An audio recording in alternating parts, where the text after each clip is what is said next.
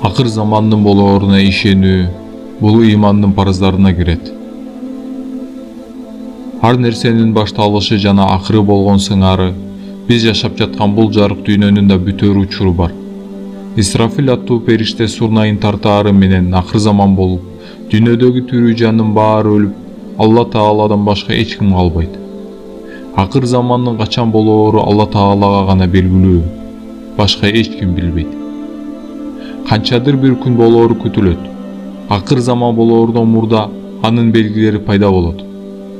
Мындай белгилерди пайгамбарыбыз саллаллаху алейхи ва саллям таамай айтып кеткен. Ал айтып кеткен акыр замандын белгилери мына булар.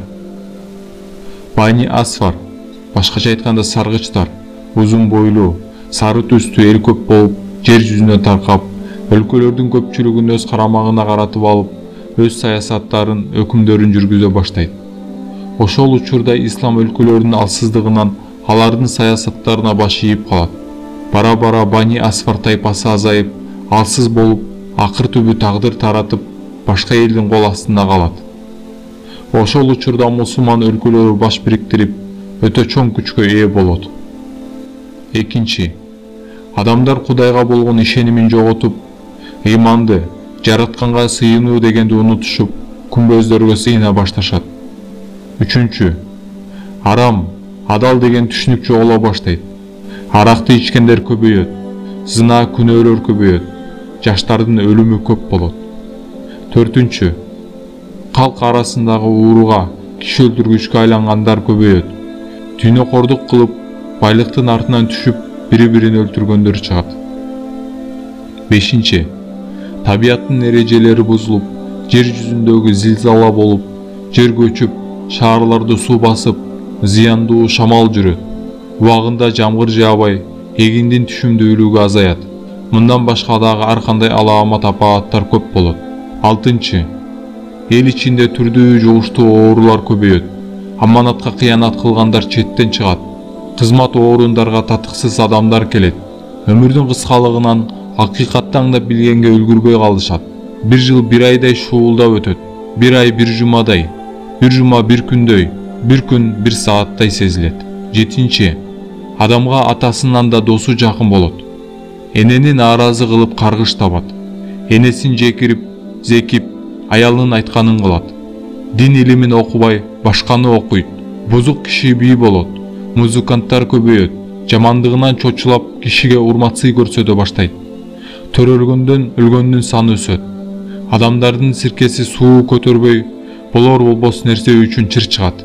Сегизинчи, сан жагынан эркектерге караганда аялдар көп болот. Аял күйөөсүн сыйлаганды унутат. Жубайлар бири-бирин сүйбөйт. Ит менен мышыктай ыркырап калышат. Аялдар күйөөсүнө душман болот. Тогузунчу, ыйык нерселери эт сатылгандай сатылат. Өзүн аалымын деп эсептегендер акыйкатты унутат. Онунчу, зулум өрчүйт. Падышалардын көзүн май басып, бирөөнү жазалагандан гана рахат алып калышат. Кедейлердин, жетим жесирлердин ырыскысын колунан жулуп кетмей салтка айланат. 11. Адамгерчилик, сый-урмат, ар-намыс, уят абийир жоголуп, шакирттер устаздарын укпай калышат. Адамдарда бири-бирине ишенбөөчүлүк көбөйөт. 12. Айрым жылдарда Актөөнүн карды жарылгандай токчулук болуп, ысырапкерчилик өкүм сүрөт. Наадандар аалымдарга акыл үйрөтүп, аалымдар аларды аргасы жок угат. Карыяларда балдардын, балдарда карыялардын акылы болот. Билимдүү азайып, наадандар көбөйөт. 13. Кээ бир жылдары жокчулук болот. Адамдардын өмүрү кыскарат. Өз жанын кыйгандар көбөйөт. Жакшы менен жаман, ак менен кара аралашып, акылдуу тектүү аалым киши пас болуп, акылы жок тексиз киши жогору бааланат. 14. Жалганчы адамчылар көбөйүп, өзүн ээрчигендерди жолдон чыгарып, ыймансыздык, арамдык, түрдүү жаман иштерди үйрөтөт. Оң кол сол колдукун уурдайт.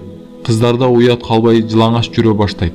Аларды эч ким кудалабай, күйөөнү өздөрү издеп таба баштайт. Кара далы болуп олтуруп калгандар көбөйөт. 15. Дажжал деген неме чыгып элди азгырып, ыймандан чыгарып жүргөн учурда Азирети Фатиманын тукумунан Мухаммед ысымдуу асыл киши чыгып, элди акыл насааты менен бузукулуктан, ыймансыздыктан кайтарып, жакшылык адилеттүүлүккө үңдөп, кол курап, Дажжал менен анын коомуна каршы согуш ачат. Бул киши имам Магди деп аталат. 16. Ушул учурда Азирети Иса алейхиссалам асмандан түшүп, Азирети Магдиге жардамдашып, душман аскерлеринин көпчүлүгүн Дажжалга кошуп өлтүрөт. Калганы Азирети Иса алейхиссалам менен Магдиге багынып берет. 17. Ушундай бузулган замандан кийин дүйнө кайра жаңырып, жер жүзүндө кайрадан бейпилчилик, токчулук, жыргалчылык, адилеттүүлүк өкүм сүрөт. Ар бир киши бай дөөлөттүү болот. Зекет садаканы кабыл алганга киши табылбай калат. 18. Мындай адилет жыргал заман бүтүп, калк туура жолду кайрадан жоготуп, күнөө иштерди кылып, капырлыкка жүз буруп, ыймансыз бузук кишилер көбөйүп, кылмыштуулук күчөйт. Батышта муздак жел жүрүп, имандуу мусулман кишини өлтүрөт. Күндүн жүрүшү тескериге айланып, күн батыштан чыгат. Мына ушул күн дүйнөнүн акыркы күнү, акыркы сааты болот. Пенденин тообосу мына ушул мезгилге дейри кабыл болот. Бул сааттан кийинки тоболор кабыл кылынбайт. Мындан соң жер жүзүн түтүн каптап, адамдарды акылынан аздырат. Бул окуядан кийин Исрафил периште сурнай тартат. Жер жүзүндөгү жан заттын баары өлүп жок болгондон кийин катуу шамал пайда болуп, жер бетиндеги шаарларды, тоолорду тегиздейт. Жердеги асмандагы периштелердин баары өлөт. Алла Таала өзүнөн башка эч ким калбайт. Мына ушундан кийин кыямат башталат. Кудай Тааланын кудурети менен ар бир адамдын денеси жүгөрүнүн өскөнүндөй өсүп чыгат. Алла Таала биринчи Исрафил периштени тирилтет да, ага сурнайды экинчи ирет тартканга буйрук кылат. Сурнай тартканда ар бир кишинин жаны өз денесине кирип, адамдар тирилет. Махшар майданга чогулат. Ошондо күн төбөгө өтө жакын келгендиктен адамдардын мээси кайнайт. Махшар майданда сурак иштери башталат. Жашоодогу ар ким өзү жасаган иштери бүт жазылган амал дептерлери туура жолдо жүргөндөргө оң жагынан, тескери жолдо жүргөндөргө сол жагынан карматылат. Айыбы барларга айыбы угузулат. Тирүүлүктөгү жакшы, жаман иштерибиздин баары майда барагына чейин жазылганына күбө болобуз. Ошондо жашырып жабылган купуя сырлар ачыкка чыгат. Ар бир адамга сурак жүрүп, жасаган иштерине баа берилет. Жана алар мизан деп аталган таразада өлчөнөт. Ошондо Мухаммад саллаллаху алейхи вассалам каалаган үммөтүнө жан тарта алат. Пайгамбарга берилген мындай укук шапаат деп айтылат. Тирүүсүндө сооп иштерди аткарган ыймандуулар, тообосу кабыл болуп күнөөсү кечирилгендер Сырат көпүрөсүнөн кыйналбай өтүшөт. Кылдан ичке, кылычтан курч болгон көпүрөдөн аман эсен өткөндөр түбөлүккө бейишке кирет.